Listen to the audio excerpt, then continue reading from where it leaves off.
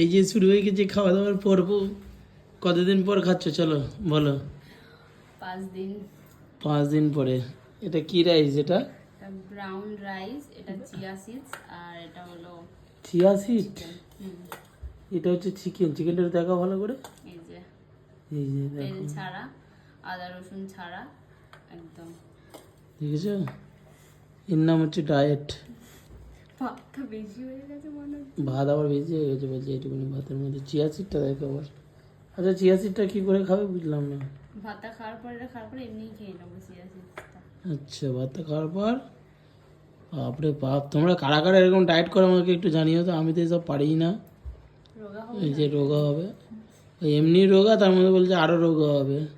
কোন দিক থেকে রোগা হবে তোমরা একটু দেখে আমাকে জানাও, দেখো ঠিক আমি আছে? মোটা ছিলাম, আমার ট্রেনার আমাকে সত্যি বলতে 5 দিনের মধ্যে অনেক ভালো রেজাল্ট দিয়েছে। আমি নালে এরকম রোগা ছিলাম না, আমি খুব মোটা ছিলাম। আমি 5 দিনে এরকম রোগা হয়েছি, সেটা তুমিও জানো। খুব মোটা ছিলে না একদম? হ্যাঁ, মোটামুটি একটা মোটা ছিলাম। 51-50 ছিল, তাহলে বলো তোমরা। হ্যাঁ, তখন 51 ছিলাম, কিন্তু আমার বেস্ট, আমার ওয়েট থাকে 44 এর মধ্যে সবসময় বেস্ট আমার, আমার হাইট অনুযায়ী।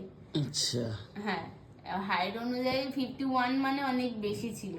51 এর থেকেও বেশি ছিল, প্রায় 52 এর কাছাকাছি। হুম। তো অনেকটা কমে গেছে। কতটা কমেছে এখনো দেখিনি, কালকে জিমে যাব, তারপরে আমি মাপবো। কারণ আজকে জিমটা বন্ধ। ভাতটা একটু কমিয়ে আসি, ভাতটা বেশি হয়ে গেছে মনে হচ্ছে। এটাও ভাত বেশি। তোমরা কারা কারা এরকম খাও একটু প্লিজ আমাকে কমেন্টে জানিও প্লিজ, আমার খুব জানতে ইচ্ছা করছে।